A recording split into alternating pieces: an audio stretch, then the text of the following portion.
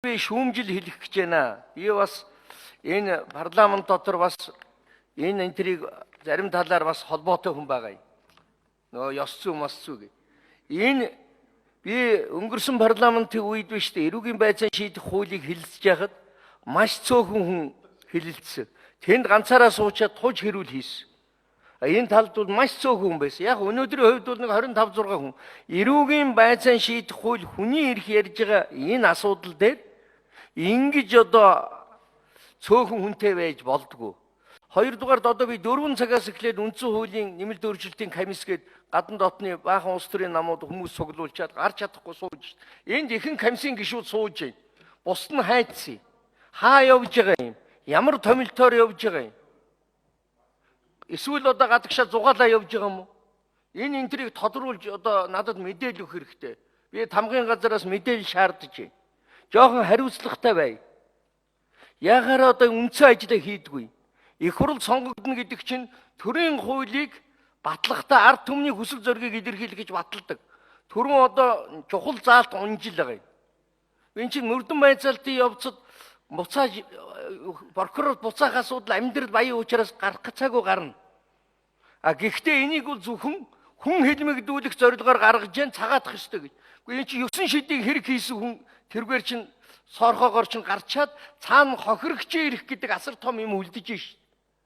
Төр хохирох нь одоо дүүрч. Энэ иргэд хохироод байгаа байхгүй цаана.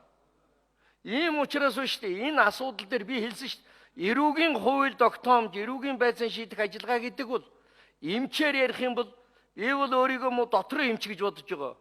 Онлын талын хүн. Эрүүгийн эрх зүйн нарийн асуудал гэдэг бол мисаслын эмчийг хийж байгаатай адилхан юм аа. Энэ дээр битээ хайн хандаач, сургалтанд суугаач, бүх талаас нь цэгэнж үзээч. Нэг хүн ирээд яриул тэр хүн өөрийнхөө өнцгөөс ярьж болно. Өөр өнцгийнх нь хүний яриаг заавал сонсох хэрэгтэй. Ингэж зөв дүгнэлт гарнаа гэдгийг бас гишүүдэд бас нэг анхааруулж хэлмээр байгаа юм.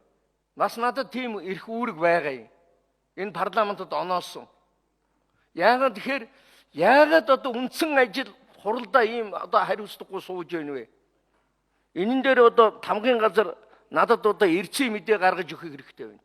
Би сая Лүндэ Жанцсан гишүүний ярьж байгаа сүүмжилтэ 100% санд нэг байна.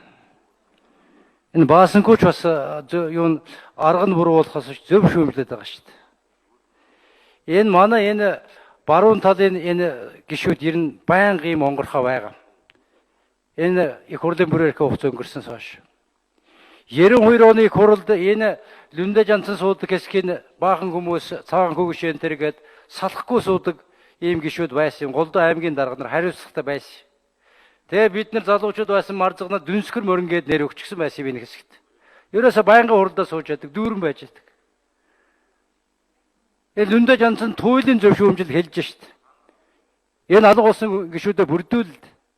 Хаана юугаа хийж тэнэж яваад байгаа юм бид нар чинь. Энэ намын бүлэг дээр энэ асуудал авч хэлж.